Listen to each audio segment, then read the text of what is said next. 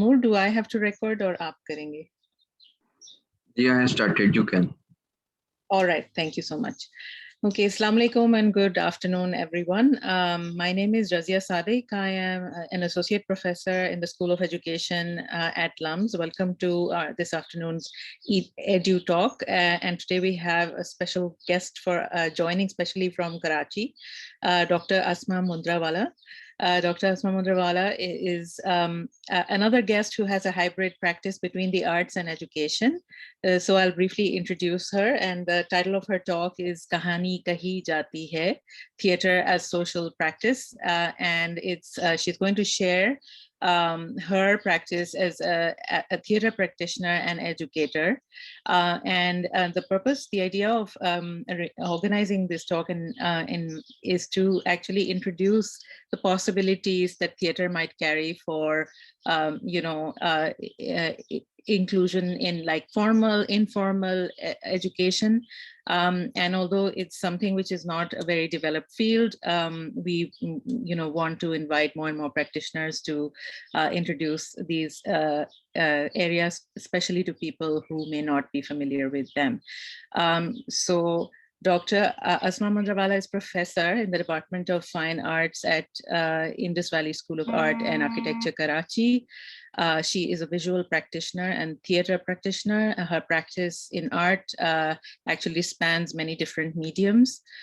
She has a DPhil degree from a University of Sussex in the United Kingdom.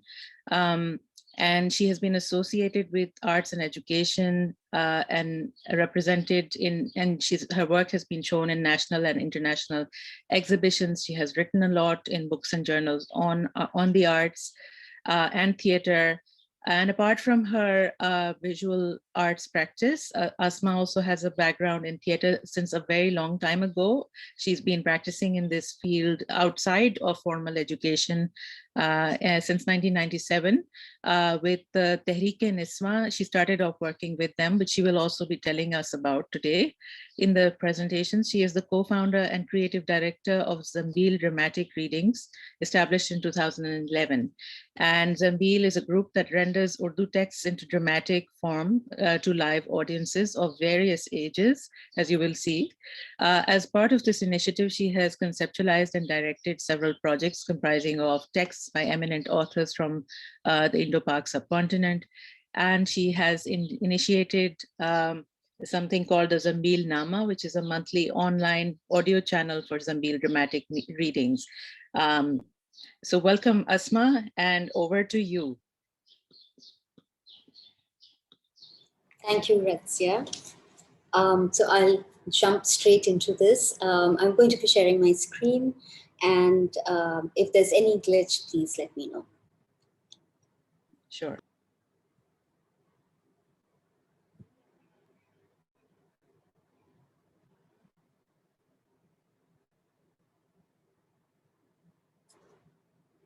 So is my entire screen visible? Yes, it is. And you don't see the Zoom taskbar on top, do you? On No. my screen? Okay. No, not your screen. All right. So, Assalamu alaikum, everyone, and thank you for having me, Razia. I'm just going to, through this presentation, run you through my practice in the context of theater as a tool and as a social practice. Now, theater activity since the inception of Pakistan can be considered sporadic, but nevertheless, it is visible, it resonates on the cultural landscape, and over the years, as groups have come and gone, not many of them have sustained, they do leave a mark on the next generation, and it becomes part of a collective history of inherited traditions, which are then taken up by newer groups, and that becomes part of their theatrical practice, their own practice. And historically, theater, we all know, has always provided a role of giving a safe space, a way of talking back to power. I'm going to, in this presentation, talk about some global practices in theater that have and continue to encourage critical reflection and provide a means to empower the audience. The practices and philosophies of Augusto Boal, Paulo Freire, and the performance practices that are defined as applied theatre are going to be discussed in the framework of my own practice as a theatre practitioner in Karachi since 1997. But before I proceed any further, I want to show you a few examples of how we encounter theatre in the everyday.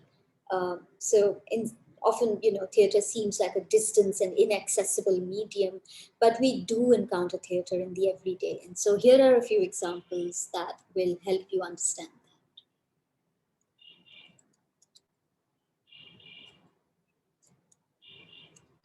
ये रहने वाली हजरतगंज की रहने वाली है और ये अमीनाबाद वाली गड़बड़ झाले की रहने वाली चांदनी चौक की टहलने वाली।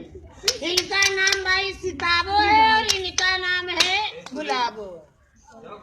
खूब लड़ेंगी गुलाबो खूब लड़े, सिताबो खूब लड़े, हलवा खकी लड़े, भी खकी लड़ेंगी गुलाबो खूब लड़े, नन्या लाई मिलेगी खूब लड़े, गुलाबो खूब लड़े। अक्तुल बकाई बरिया बत्तों बकाई दाल, अक्तुल बकाई बरिया बत्तों बकाई दाल, बत्तों की बरिया जल गई, अत्तों का बुरा हाल, गुलाबो खूब लड़े, मलिदा घोर दिए, पन्नो खूब लड़े, पन्नो खूब लड़े। So as you can see, that was a small example of a roadside puppet show, and apologies for the low resolution, but it was from somebody's telephone. This next piece is a section in Urdu text that I'll read out as I show it to you, written by Imtiaz Ali Taj as part of a larger essay. इंसान में तमाशा देखने का शौक और ड्रामे से दिलचस्पी कुदरत की तरफ से वदीयत हुई है। उसके इस शौक और दिलचस्पी का मुजाहरा रोजमर्रा की जिंदगी में उमूमन होता रहता है। कहीं मदारी की डुगडुगी सुनाई दे जा रही है, बाजीगर सड़क के किनारे अपना सामान जमा रहा हो, पांव फिसल कर कोई राहगीर गिर पड़े, किसी जलते हुए मकान में से किसी औरत की चीखों पुकार की आवाज आ रही हो, पल भर में वहां तमाशाइयों की भीड़ लग जाती है। दुकानदार दुकान छोड़कर चला आता है, साइकिल सवार साइकिल से उतरकर खड़ा हो जाता है। स्कूल जाते हुए बच्चे मास्टर की बेत की परवाह न करते हुए भी रुक जाते हैं। जहां कहीं किसी हादसे या मंजर में कोई ड्रामाई अनासर मौजूद हो, एक हुजूम की सूरत में हम बेइख्तियार उसे देखने के लिए इकट्ठे हो जाते हैं। इसमें शहरी और देहाती, अमीर और गरीब या बूढ़े और बच्चे की कोई कैद नहीं, क्योंकि ड्रामे से दिलचस्पी इंसान की फितरत में शामिल है। So essentially, dramas and the spectacle is part of our human nature. This section by Imtiaz Ali Taj was part of an essay called Urdu Mein Drama Nigari, written originally in 1952 and reprinted in 1987 in the literary journal Mahe-Nau in Lahore. This section that I'm going to show you now is a little clip from Ajoka Theatre's production called Kala Meda Bhais. Kala Meda Bhais.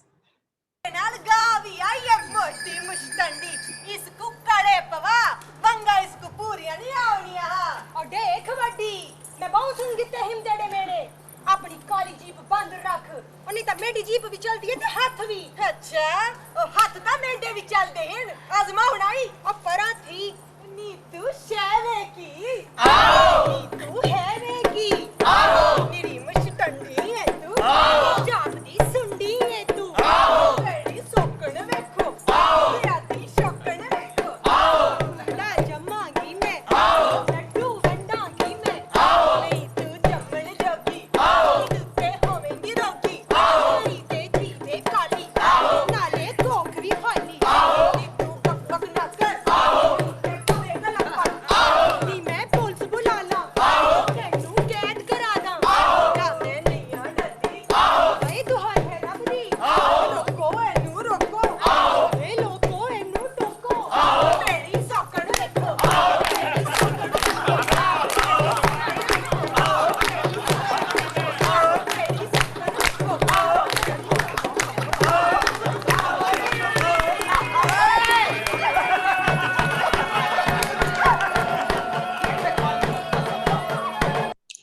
essentially, I think the purpose for this also was to talk about how traditional folk forms are also employed in theatre productions, and familiar forms from the everyday are used in formal theatre productions as well.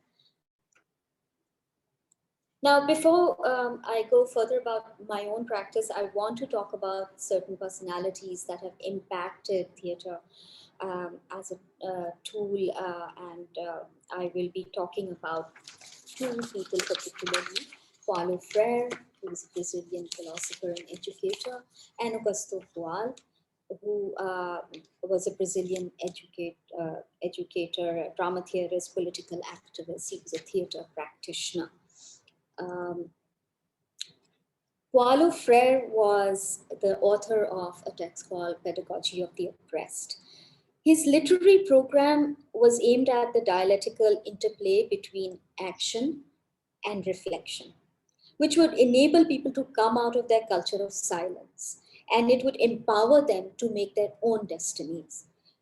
He described the traditional system of education as the banking system of education, where the teacher narrates and the student mechanically memorizes and receives the content. This makes the student a receptacle of the information that is given to him. In this system, knowledge is simply bestowed by those who consider themselves to be knowledgeable to those who are considered to know nothing. So there is a huge imbalance between the two.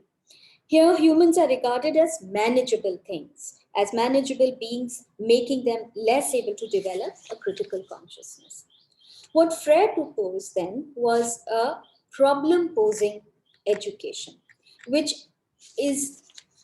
makes sure that it embodies communication, and that happens through dialogue. So through dialogue, students become part of a process towards development and a constant unveiling of reality. Now, Boal was very influenced by these ideas by Freire, and he was the founder of the Theatre of the Oppressed, which is a set of dramatic techniques that are used to highlight systematic exploitation and oppression within common situations. And he advocated that he wanted to allow spectators to become actors. So he aimed to change the spectators who are passive human beings in a theatrical phenomenon. So if you go to see a play, for instance, you go and you watch the play and you come away. So whatever is happening on the stage, you absorb that, it becomes part of you, and you come away. But you are left with no power to intervene in whatever you are watching. And what he did then was that he thought that it was important to empower the spectators and make them into subjects so that they could transform the dramatic action. So he had a whole series of these dramatic techniques through which this method was tried out. In this, the spectator therefore delegates no power to the character that he is watching to think or act in his place. Instead, the spectator assumes the role of the protagonist. He himself steps into the action and he changes the dramatic action, and he tries out solutions and discusses plans for change. So, according to Boal, no matter that the action is fictional, as long as what matters is that it is action itself. Now, Boal is known for these significant ideas of breaking down the barrier between the actor and the spectator. And he worked closely with Freire. And both of them had kind of worked to talk about adult education and empowering people. And Boal adhered to Freire's ideas and sought an active and engaged audience, not a passive one that just watches a play and comes away, but an active and engaged audience. And that came to see theatre not simply as an act of entertainment, but to take something away and to become empowered as a consequence. Now, the next thing that I'm going to add to this discussion is a term called applied theatre. Applied theatre refers to performance practices that fall outside the mainstream theatre performance. So for instance, the way we understand theater and drama is that we go to a formal space, a setting, an auditorium, there is a stage, there is a divide between the actors and the spectators, there is a curtain, and the work happens behind that divide, and you come away. So these are formal spaces. But applied theater refers to those performances that happen outside these traditional formal spaces, in auditoriums, etc. They can take place in non-traditional settings, which are not defined specially for theater venues, as theater venues. And they can happen for the purpose of working with or for marginalized communities. Now, historically, theater has always played the role of providing a safe way of talking back to power. It has provided an opportunity, a safe opportunity for citizens to express their concerns, their criticisms, their frustrations to each other and to society at large. And theater has provided an aesthetic and emotional outlet, a potential catharsis. Applied theater is informed by these conventions, historical theater conventions that I just read out in the yellow just above. So applied theater has used these to the extent that they offer the range of topical provocations. It uses these historical models and it offers them a range of ideas that provoke, to discuss, to talk about, and they provide an aesthetic site for their examination. Now, applied theater works either to assert or to undermine socio-political norms. Now, this is something that I'm going to sort of talk about a little more in detail in the next slide, but we're going to just remember the two words, either to assert or undermine socio-political norms. Now, alternative theater practices have historically been labeled with a diverse set of terms. I mean, you must have heard many: political theater, social theater, grassroots theater, amongst many others. But since 2000, the term applied theater emerged as an umbrella under which all these terms and practices emerged. Now, I'm only going to give you some examples. I've just picked 3 to 4 examples so as to sort of move this a little faster and, put things into context. So one of them is Reminiscence Theater. Now, Reminiscence Theater works with the dramatic potential of real life stories. That means that it takes memories as they are spoken, and those spoken words then become the basis for theater scripts. And they use the experience of older people as a source for their artistic productions and also therapeutic creativity. It is a practice that shapes the essence of real life memories into fictionalized stories. And it enriches the present. And it really essentially aims to involve senior citizens in social activity that is relevant to their own life experiences. It works to stimulate long-term memory. It honors the contribution of older people, and it strengthens self-awareness, self-esteem, self-confidence. So this is an example, just a small sort of understanding of Reminiscence Theater. Another one is museum theater. Now, museum theater is a form of applied art which is again performed in non-traditional spaces. So for instance, it can be held in a museum. Excuse me. But it can also, for instance, be held in any other public space like a park or a zoo or an art gallery. It is also described as content-based educational performance. Sometimes it can even be interactive, and it is performed within the museum as an outreach. So if the museum wants to talk about a certain show that it is curating or an object on display, the people who are trained as museum theater professionals, they put a kind of a script together, and it involves the audiences who are then in the museum. And so clearly it is for educational purposes, but it is also to provoke thought, to stimulate the viewer in some way about the exhibition and the object. And the next example is community-based theater. Now, this example, this kind of theater model is designed to promote community-based and people-led dialogues on issues that are sensitive in the community and also about conflicts. So it brings together people to discuss openly their problems and promote the inclusion of and respect multiple perspectives. So it's like a coming together of people and a opening up of a discussion around different issues, often challenging issues. So this concept also obviously brings people together. It involves individual stories and experiences and creates a sense of respect for each other.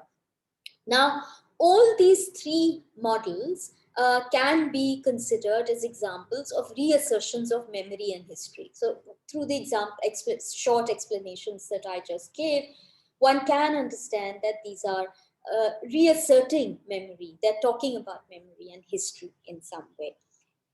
Now, other models like theater for the oppressed, which I just mentioned from under Boal's discussion, Boal worked on creating a less passive form of theater. He was not interested in a passive spectator.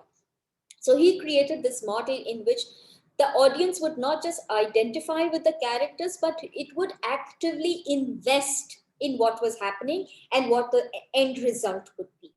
So often the model is not necessarily like a proper theater, but it can be viewed as a kind of a workshop, theatrical workshop model. And it engages, of course, with performances, but there are games and there are exercises, and it has a particular structure, but it doesn't necessarily have to be very formal, like a beginning and an end. Audience members here are active and they engage with each other to tackle issues. They can be around oppression, economic inequality, sexism, racism, you know, any other challenges that you can put into this list. The workshop uses theater, particularly acting, to give people the tools to deal with issues that not just see and not necessarily sort of look at how an issue is resolved by another actor on stage, but to actually get into the action and resolve the issue in that play action that is happening in front of him.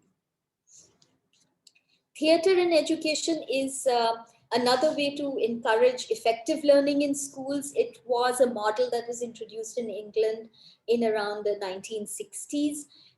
And essentially, it allows students to see how their behavior affects others, how others, or to seek help and learn alternative behavior. So it is often committed to socio-political issues, and the areas that theater in education does take up can be very real issues in school, in the classroom. There's bullying or disability or extremism, religious extremism. So all these issues that children sort of need to unpack and understand, theater in education becomes a tool to bring the narrative into the classroom. Again, it's interactive.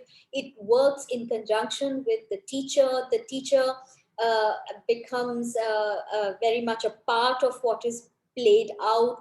And the actor has to understand the system in the education, and therefore he has to train not just as an actor, but a teacher actor. The next area is theater in health education. Now, this is close to theater in education, and it also issues specifically issues of health, safety, and well-being. It emerged as a form of educational theater in response to the HIV/AIDS crisis in the late 80s and the early 90s. And clearly, the kind of engaging form of theater became a very effective way of taking a challenging issue to a community and talking about it. Now, internationally, theater in health education also addresses other health issues, disability issues, drug abuse, child abuse, mental health, etc. Sometimes there have also been occasions where a complete play is produced for a particular issue in regarding health, and it is shown to an audience of health workers. So it's almost like a means to create a discussion or a discourse later on. It also uses a lot of symbols and metaphors, like it borrows from folk traditions, puppetry, masks, so that it kind of creates a safe way of talking about these challenging issues, rather than being very direct and blunt about very difficult things to talk about. And popular theatre draws again from mythologies and folk tales and employs indigenous forms such as dance, song, circus, puppetry, even mime, and it often uses satire, and it challenges powerful political and religious leaders. So it can be described as subversive. Um, so all these four models undermine the status quo, and they promote social change. So reassertions and undermining intentions are ways by which we re-examine the world to discover how it works and discover our place in it. And both these systems, both these concepts hold the potential to be educational, reflective, and rehabilitative. Now I take you to my theatre journey. It began in 1997 after I was selected for a workshop, a theatre workshop, and then subsequently for a production directed by the visiting director, Professor Jameel Ahmed from Dhaka University. This production was under Tehreek-e-Niswa. That was the first time that I became part of that group. It was a year-long working process, and it was written initially in English by Jameel Ahmed, and then translated into Urdu by Dr. Asif Farooqi. And its lyrics and music were written and composed by the stage actor director Khalid Ahmed. So Ek Hazar or Ek Thi Raatein, if you missed the title earlier, is based on the Arabian Nights. And as you all must know, the Arabian Nights has a structural format of stories weaving into each other and out of each other. So there was always a story within a story and outside that story. And this particular production had kind of encompassed that meaning into its design structure. So apart from its physical dynamics, it played to a three-sided audience, and it's played with the space vertically, diagonally, using its entire length and breadth, and it used the square, the circle, and the diagonal in most of its movements. It was a production of 10 actors and 2 musicians, and all the actors played multiple roles, and in a 3-hour production. This particular structure you see, ultimately we called it the Pavilion in our rehearsal reference, became the center point of the play because it was this structure from which stories emerged or into which stories collapsed or concluded. Now, I was teaching in this drawing, foundation year drawing at this time at the Indus Valley School of Art and Architecture. And I would finish my day at work, and then we would start rehearsals at 5 o'clock. And for me, my entire experience of teaching drawing was reinforced in the rehearsal space, because everything that I was talking about or I was explaining or teaching in the studio was I was actually living it in the 3-dimensional space by walking that 3-dimensional space and understanding its dynamics. So immediately my understanding of space broadened by walking through the design of the play and understanding not just its physical structure, but also how the director played with the script and its psychological and intellectual structure. So in this production, there were about 5 or 6 stories. Each one emerged and collapsed through or with tangentially or directly with that pavilion you saw. And it was located in from different parts of the world. So they took stories from different locales. This particular one is called the Apple Story, and this was based in Baghdad.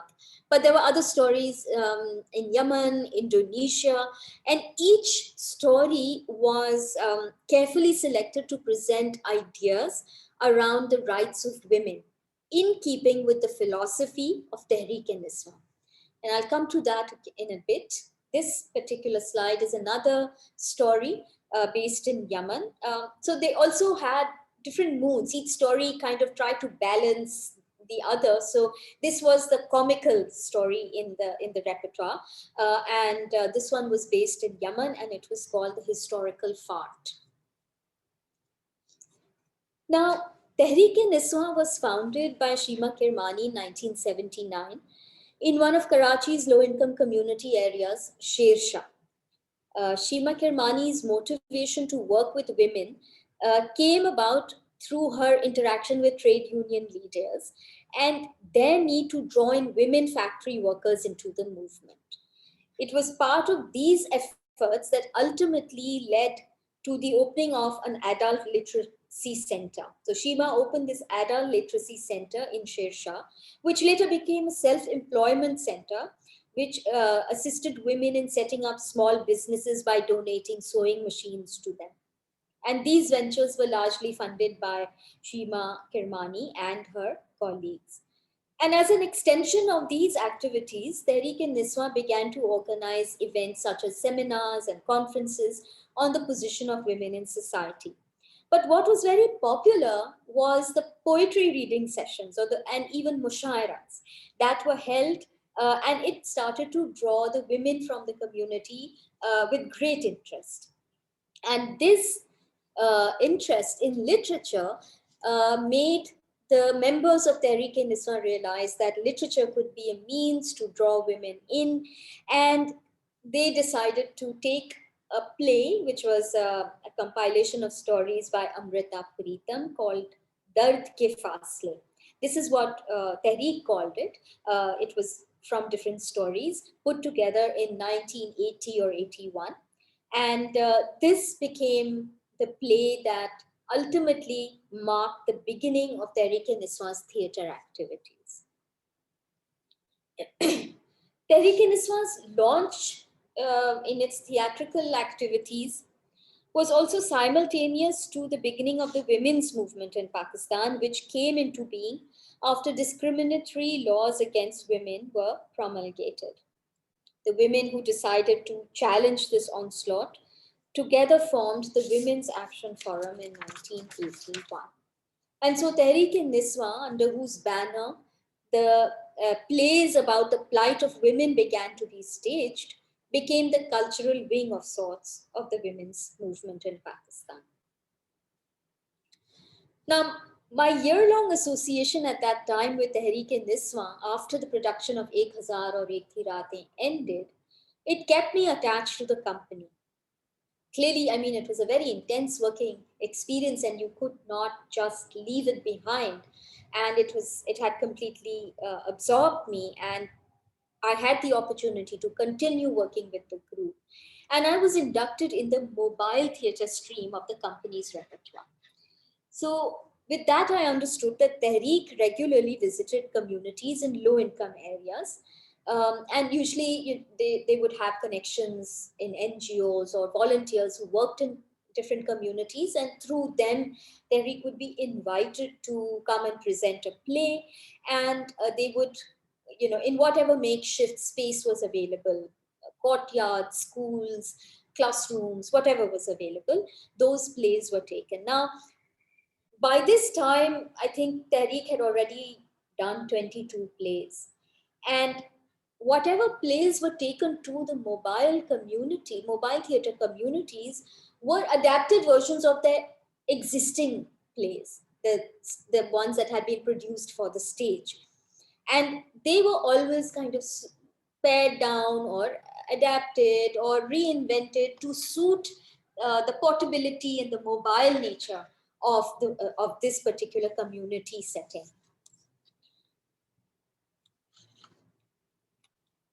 The audience consisted largely of women and children, but of course men were also present. And the plays raised issues of women's rights, women's health, early marriage, environmental issues. And since the plays were extracted from the stage productions, the group took care, however, I mean, there was no compromise that just because we don't have the proper settings, we will compromise on what we are taking. It was just adjusted and adapted, but it continued to hold on to its formal aspects. If there was song, there was dance, there was music, live music, folk traditions, storytelling methods. And here, for instance, particularly, you see Khalid Ahmed playing the role of the Ravi or the storyteller.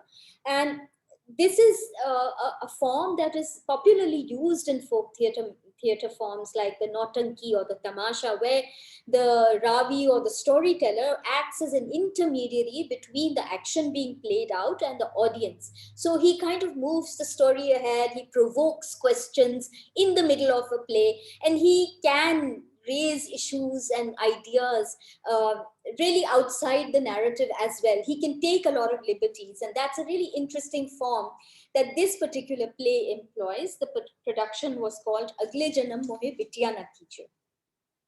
This is a slide of the same production where the setup was being done, and this was the courtyard of a school, I think, yes, in Urangi town. So you see here that in this particular production of Girgit, they are using dance as the beginning, the invocation, the beginning of the play. And this particular play was called Meri Zindagi Ka Safar, which was on early marriage and the health problems that ensue as a consequence. And you can see the forms that are being used are one for portability, because this curtain helps to create scene changes and assists in costume changes and different sort of techniques to maximize the use of the space.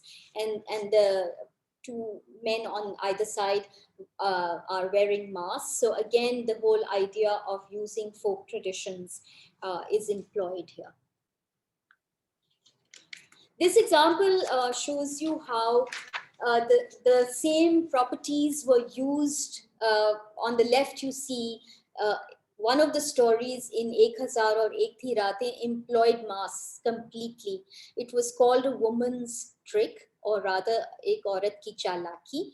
And this particular play was used as a standalone play in the mobile communities as well. Now this pavilion, which is very evident on the left, could not travel to communities. It was too large and cumbersome to take it. And so another object was devised that would help to assume the same kind of role. And the masks were then employed in the same story. So all of the 5-6 stories of Ek Hazar, at least 2 to 3 have been extracted as standalone and have become part of the mobile theatre repertoire. Now, after every community play, mobile play was over, Tehreek would encourage a post-production discussion. This became then a space for discourse. It created a space for questioning existing norms and values and sharing ideas and sharing stories. And often the format would be that immediately after play, a question would be posed to the audience, and it would sometimes encourage immediately, sometimes reluctantly and hesitantly, but it would provoke some kind of discussion. And these are from different plays and different audiences over a period of time. So you can see that that interest remains largely. Now, Boal's system considered a very active involvement of the audience in various methods. He devised, as I said, he devised many workshop models. Some of them I'll just mention for you. He called them simultaneous dramaturgy, image theater, forum theater. Whatever the model was, whatever these methods was, he wanted active involvement of the actor, of the audience. Now, what I've just shown you in Tehreek-e-Niswan's model is that they have a discussion. So that active involvement is not happening in the Tehreek-e-Niswan format, where nobody comes up from the audience and stops the action and says, no, now I will play this role and I will change the action. That doesn't happen with Tehreek-e-Niswan's models. However, the plays certainly create a ground for critical reflection and discourse. And if I come back to Frere for a moment, for Frere, it is absolutely essential that the oppressed participate in the revolutionary process with increasing critical awareness of their role as subjects of the transformation. Their role is critical. He, however, does add that the process of action and the process of reflection do not have to simultaneously happen at the same time. They can be divided into an earlier stage of reflection and a later stage of action. This might be because it is the particular time is not appropriate for action to take place. I mean, for instance, we have been to plays where just to bring women into the audience was a huge thing. So obviously they could not be expected to break further barriers beyond that. So Frere says that anyone who by critical reflection perceives that it is inappropriate to take action now, they must not be accused of inaction, because critical reflection is also action. Now I'm going to move on further to my own practice. Zambil Dramatic Readings began in 2011. And we present texts in Urdu mostly, sometimes very rarely in English, in a dramatized form to create a dynamic collusion between literature and performance. We use references of storytelling, traditional storytelling, as well as the contemporary form of the radio play. So we sort of work our narratives with sound and recitation. Zambil Dramatic Readings was founded by Mahwish Farooqi, Asma Mundrawala, and Saif Hassan in September 2011. Sadly, Mahwish Farooqi passed away in June 2018 after a year-long battle with cancer. This is just a quick list of some of the authors that we have worked with, whose texts we have worked with. It is just, a mixture of seminal authors, classical, contemporary, popular. So there's a nice, interesting mix.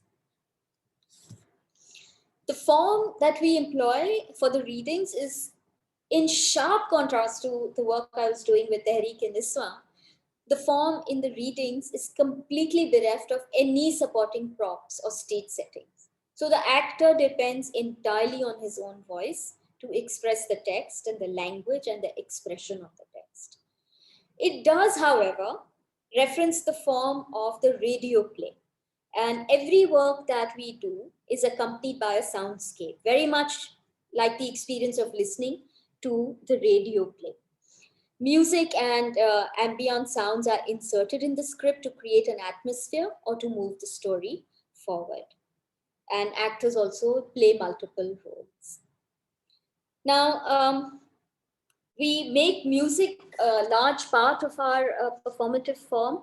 And over time, we have commissioned original music for projects that create a unique ambience. For the first example that I will play now, Nazara Darmiyan Hai, a story by Quratullah and Haider. The late Musaddiq Sawal, a musician and a journalist, he created not just the title track, but he also sang the alap or the sur, the note, the tone, the note rather, with the music, in keeping with the sounds that were already in place in the soundscape of the play. So I'll just play this for you.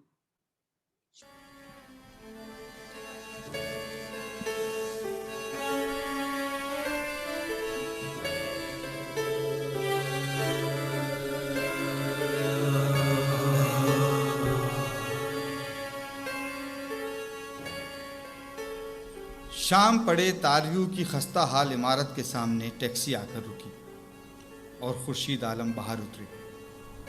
जेब से notebook निकालकर उन्होंने पते पर नज़र डाली और इमारत के लबे सड़क बरामदे की धंसी हुई सीढ़ी पर कदम रखा। अंदर नीम तारीक कमरे में एक बूढ़ा पारसी ज़ेर लब दुआएं पढ़ रहा था। एक तरफ मैली सी आराम कुर्सी पड़ी थी। कमरे में नारियल और मछली के तेल की बास उमड़ रही थी। एक बूढ़ी पार्सन सुर्ख जार्जेट की साड़ी पहने सर पर रुमाल बांधे मुंडिया हिलाती अंदर से निकली। मिस दस्तूर हैं? पेरोजा। हद हो गई। सनन सैन? क्या मिस दस्तूर सनन सैन मुंतकिल हो गई हैं? भैरी पट ज़ईफ़ा ने इकरार में सर हिला दिया। किसके साथ? बूढ़ी गराब से अंदर गई और एक विजिटिंग कार्ड लाकर खुर्शीद आलम की हथेली पर रख दिया। कार्ड पर किसी अमेरिकन का नाम दर्ज था। तो मिस्टर खुर्शीद आलम हो? जी।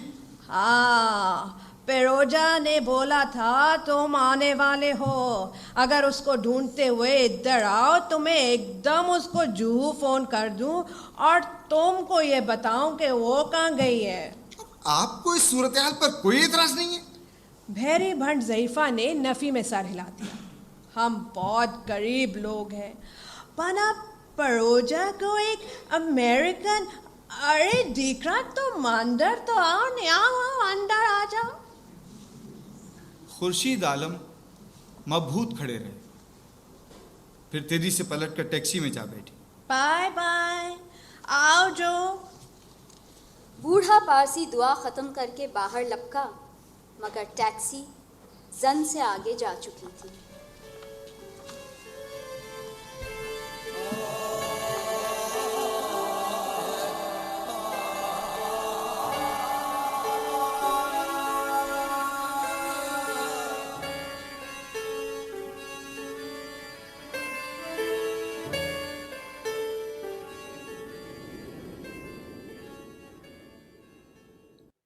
The second clip that I will now play is from Shatranj Ki Bazi, the text by Munshi Premchand.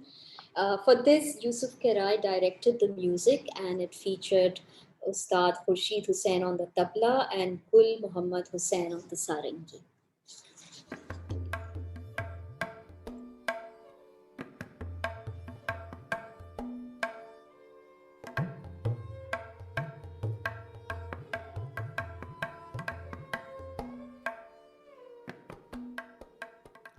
दूसरे दिन इरादे के मुताबिक बाजी मीर साहब के यहाँ जमी। दिलावर मियां, पेचवान ले आइए। और हाँ, हुसैनी बुआ से कहिए बेगम को इत्तला कर दें कि आज शाम के खासे पर मिर्जा साहिब भी हमारे साथ होंगे। और दिलावर मियां, पान। मंजली बेगम। क्या है? सरकार पान मांग रहे हैं। मिर्जा साहिब भी आए हैं। मिर्जा साहब? जी मंजली बेगम, वो और सरकार दीवान खाने में शतरंज खेल रहे हैं। खासे पर साथ ही होंगे। पान ले जाओ। बेगम साहिबा की तबीयत अब कैसी है? उनको मना लिया? कल रात तो बहुत खफा थी। बड़ा पेचीदा मामला है। चल मेरे प्यारे, बिस्मिल्लाह।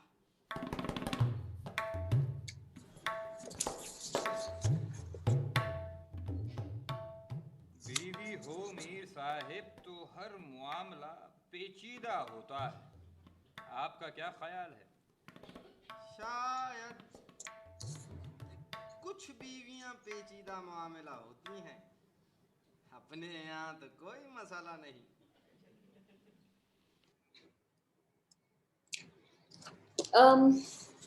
Just a quick run through of the audiences and the dissemination of the work and sites.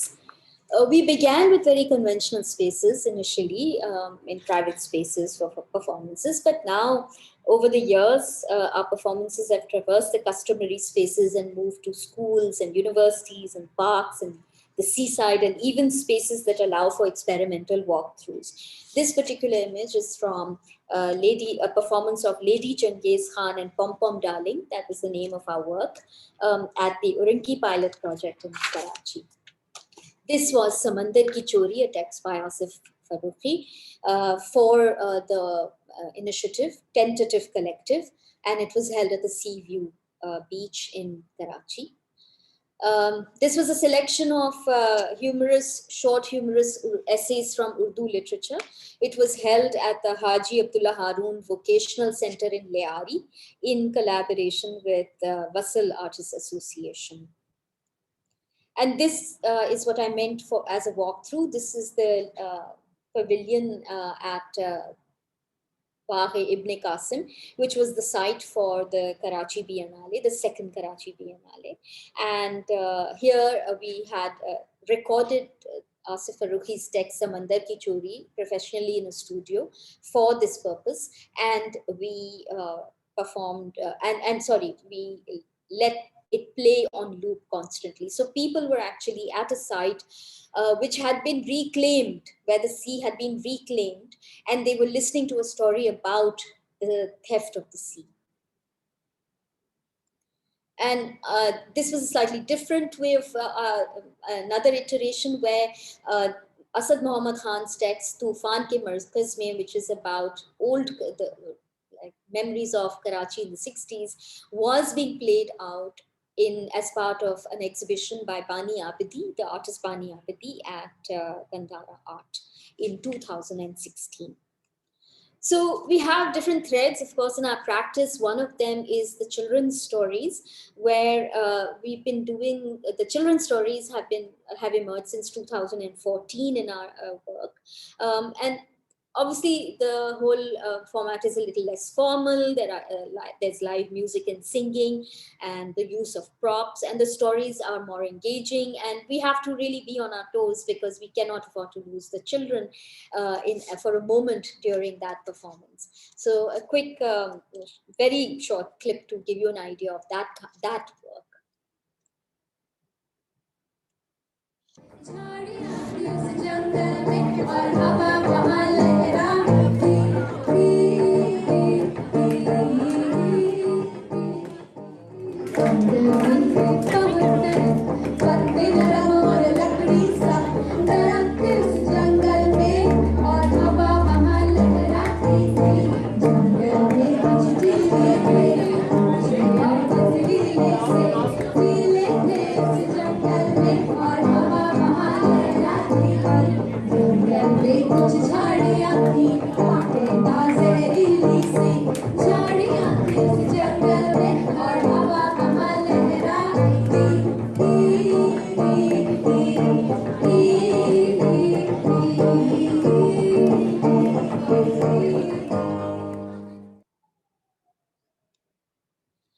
And another thread of our work is Zambil Nama, which is an audio platform. Now, I think in its 4th year, if I'm not mistaken. And this particular platform offers single narrator renditions of stories from Urdu literature on a YouTube channel, which is called Zambil Nama. We upload one new story a month.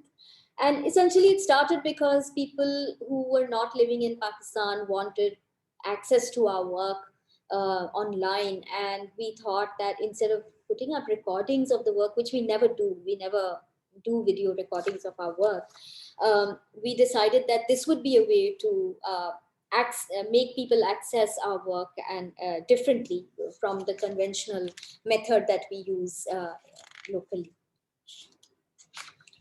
So the story then, which we have been talking about since the beginning of this talk, sits at the heart of applied theatre. Whatever form that we have talked about today, whatever we have discussed, everything has story in it, and story therefore sits at the heart of applied theatre. Stories are teaching devices. They've been used effectively in effective ways for oral-based communities to pass on knowledge, historical knowledge, and cultural practices. Stories के examples हैं, like, for instance, Homer's epic tales, but also the Dastans of Amir Hamza, if you want to bring it closer to home. The storytelling form is an accessible form because it comes from our lives. We tell stories to each other in conversation every day. stories are exchanged every day. And so it is the retelling of our lives. It, of course, is familiar because of the myths and the fables and the fairy tales and the grandmother's stories that we have heard all our lives. And in all of them, clearly, teaching remains a strong underpinning of these fictional stories. So, whatever context you might consider theatre as a form to be in, whether you might consider theatre to be in this formal setting, in a familiar space of the stage, with all its contraptions played out to an audience in a traditional performance space or an auditorium, or it is considered by you in the unconventional, informal space of rehearsal and community spaces, the purpose of theatre, apart from providing entertainment and a visual and aesthetic experience, has been to provoke critical thought and reflection. It has been a tool to provide the audience with a sense of agency and a voice. It provides a safe space to speak.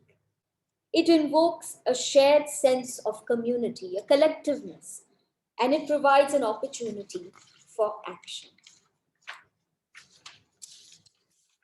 If you consider taking traditional stories, for instance, and you interweave these traditional stories with lived experience, this allows audiences to access their own difficulties within the safety of the story, the guise of the story. You can hide behind it, or you can stand behind it, and you can consider and reflect and talk about your own difficulties. So traditional tales which have strong women as protagonists, for example, this particular example of a woman's trick, Ek Aurat Ki Chalaki, which was a portion of Ek Hazar Aur Ek Thi Raatein. This particular story has a very strong woman protagonist. Such stories create safe places for participants to contextualize and even cloak their own personal stories through metaphors. And yet it's strange that we find a huge cultural resistance to the form, maybe because it is not really understood with that depth and complexity. It is understood in a very limited way. And yet, despite this, we find that in our everyday lives, our lives are full of stories and songs and tales, and in our cultural vocabulary, in our rituals, and clearly in our everyday. So I'm going to leave you now with a little repartee which I found, and I find it very endearing. It's performed in an informal setting. So again, it's a phone recording. Please do excuse the scale of that image you will see. And it employs rhythm and song and voice, and it references familiar forms that you will see at weddings like boliyan or tappe. So with that, I leave you with this last video. इतना कपेड़ा सौकण सौकणे सौकण सौकणे सौकण सौकणे चपड़ी च पानी लेके डुब मार तू मार तू मार तू मार गली विच खड़ा सी ओ मेरा भरा सी ओ तेरा भरा सी हां मेरा भरा सी 5 रुपए नाल सी ते लड्डूआं दा थाल सी ते ओ तेरा भरा सी हां मेरा भरा सी पक्की कहंदी है ओ मेरा भरा सी हां मेरा भरा सी सौकण सौकणे सौकण सौकणे चपड़ी च पानी लेके डुब मार कॉलेज में खड़ा सी वो मेरा कजन सी वो तेरा कजन सी हाँ मेरा कजन नहीं सी मेरा बेटी कहती है वो मेरा कजन सी हाँ मेरा कजन सी सौकण सौकणे सौकण सौकणे चपड़ी च पानी लेके डुब मार तू मार तू मार तू मार तू मार तू.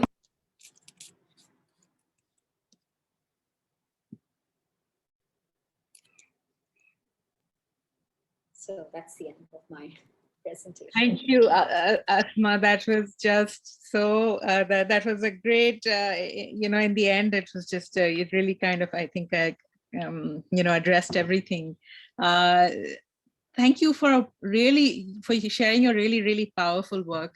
We're exactly at 5 p.m. So yes. I have lots of questions, but I can always ask you other times. So I want to open it up for for people who are here, who this might be new for them, or they might be curious about it. So please, just maybe if we can have 1 or 2 questions only, if SOE allows us for that.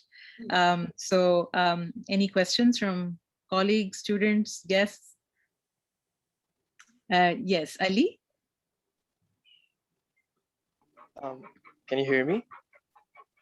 Yes. Yeah. Yes. So thank you very much, Professor Asma, for this wonderful presentation. I am just in awe right now. So I am really interested in applied theater as something that brings communities together, but also as marking out of spaces that have been silenced and of people that have been silenced. So in a way that highlights what kind of flaws we have while we create our identities and while we create boundaries. So applied theater as something that works against such fixed notions. However, uh, this kind of an understanding necessitates that people be collected at a certain place to show them something.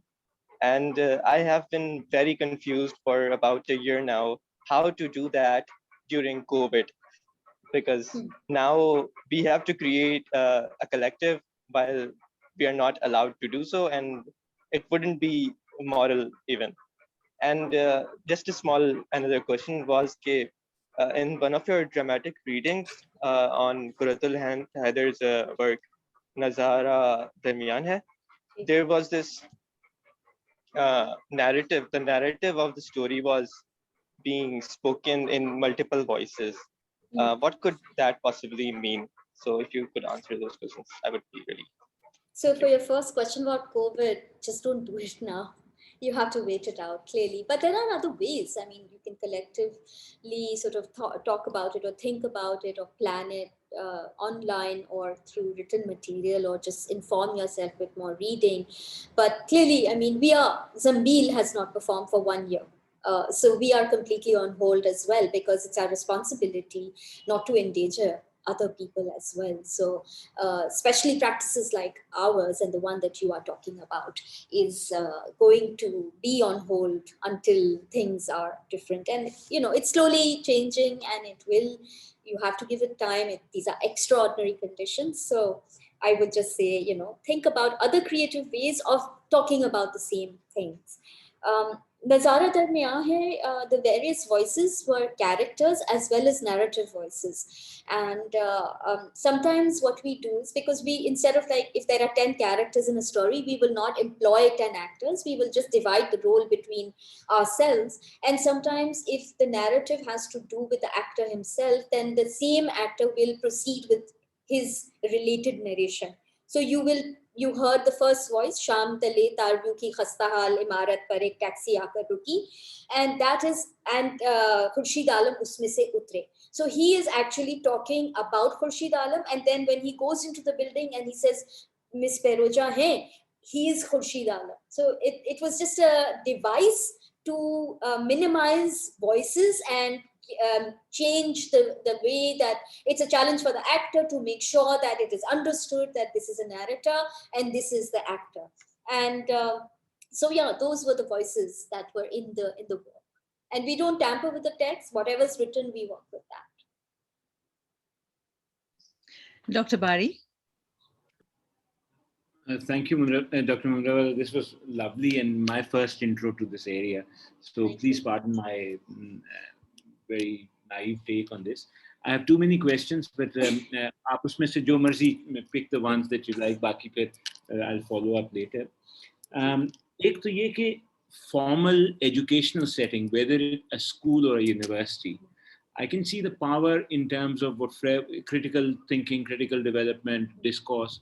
But in more formal setting of a curriculum and a निसाब किताब ये वो उसमें क्या role theatre play करता है अगर करता है, पहली बात. दूसरा, ये जो आपने सारा बताया, इसकी have we thought, so this is the economist in me coming, and I apologize for that, the impact evaluation side of the things that you do. I mean, what sort of impact has it had? How do you think about that and gauge, and how do you think about amplifying or bringing it down? बाकी फिर कुछ सवाल वो language और वो मैं आपको in writing वैसे भेज दूंगा, आपको किसी वक्त मौका मिलेगा. I don't want to hog the time. Thank you so very much.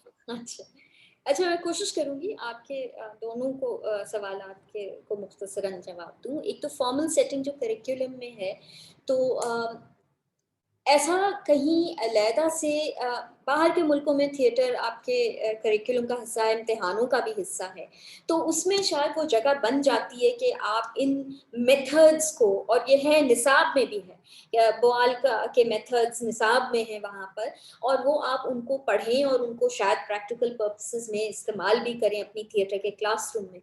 यहाँ तो ऑफ कोर्स हम वो नहीं तसव्वुर कर सकते हैं फिलहाल, लेकिन बात यह है कि गस्तो बॉल के जो मॉडल्स हैं उसमें इतने गेम्स हैं for actors and non actors as well, जिनका मकसद एक्टिंग नहीं है, मगर उनका मकसद फॉर इंस्टेंस फोकस पैदा करना, ट्रस्ट एक दूसरे के साथ पैदा करना, कम्युनिटी बिल्ड करना, ये सब छोटी छोटी गेम्स हैं और बहुत तफसील से दी गई हैं, उनके बारे में लिखा गया है और ये मैंने किया भी है. आइस ब्रेकर्स होते हैं. अगर किसी क्लासरूम में, मैं अपने अंडरग्रेड प्रोग्राम में ये कर चुकी हूँ, जब मैं पहली दफा एक क्लास से मिल रही थी, तो मैंने सोचा कि ये इतना एक अजीब सा एक फासला बना हुआ है, तो let's do some theatre today. And it was not with the purpose to do a play, but it was with those games that we created this immediate coming together of a group of people. इस तरह की चीजें हुई भी हैं, कम कम हुई हैं शायद, लेकिन ऐसे हो भी सकती हैं और ये खेल खेल में की जाती हैं. आपको पता भी नहीं चलता है कि दरअसल आप क्या आगे चल के अचीव कर रहे हैं. दूसरी चीज जो आपने इम्पैक्ट इवैल्यूएशन का कहा, तो कोई तरीका होता नहीं है शायद, अब तक समझ में नहीं आता है कि किस तरह से आप जो काम कर रहे हैं उसको आप असेस कैसे करें. अनफॉर्चुनेटली ये फंडिंग का शिकार भी हो गया है ये मेथड.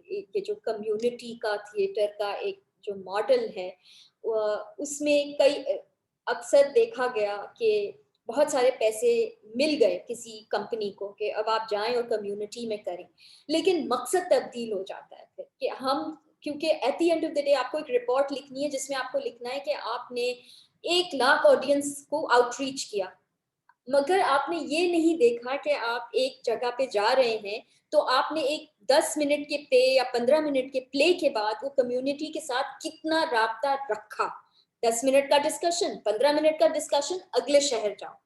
इसके बजाय मेरे ख्याल में एक कम्युनिटी या 2 कम्युनिटी के साथ काम करना, एक लंबे अरसे तक सस्टेन रखना और खुद असेस करना कि क्या तब्दीली आ रही है, वो ज्यादा वर्किंग मेथड बेहतर होगा. लेकिन उसके लिए कोई फंडिंग अवेलेबल नहीं होती है. जो फंडिंग आती है उनके मकासद अलग होते हैं. तो ये थोड़ा सा एक कनंड्रम है. मैं मोबाइल थिएटर की बात कर रही हूँ, जिसमें आप फंस जाते हैं अपने खुद के काम और प्रिंसिपल्स और अपने इकोनॉमिक्स जो है उसमें आप फंस जाते हैं. और जहाँ तक हमारे कहानियों का ताल्लुक है, मेरे ख्याल में समझ लीजिए अभी तो काम शुरू हुआ है, कुछ समझ इस तरह से नहीं पता चलता, लेकिन कई लोगों ने राब्ता किया है इस लिहाज से कि ज़बान के लिहाज से कि बहुत सारे नज़ारा दरमियान है, निसाब में है, और बहुत सारे 18-19 साल के स्टूडेंट्स ने हमें हमेशा ये कहा है कि इस कहानी को अब सुन के वो उसका पूरा एक समझ में आता है. तो वो सुनने की जो आदत है वो शायद ज्यादा स्ट्रांग है बनिस्बत पढ़ने की, और उससे फायदा होता है. तो बहुत सारी ऐसी कहानियां हम कोशिश भी करते हैं कि कुछ निसाब से भी ले लें, ताकि the younger generation that we are trying to reach out to immediately gets attracted to it because they look for those stories online. So perhaps that is one way to evaluate it, but there is no other real way to look at it. I don't know. I hope I've answered both questions. Thank you. That's it.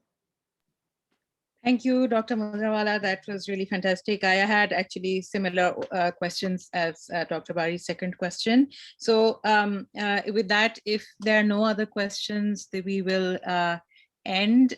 Thank you so much for your time, and it was a pleasure to have you. And we look forward to touch. Thank you. Thank you so much for that. And stay safe. Thank you everyone for attending.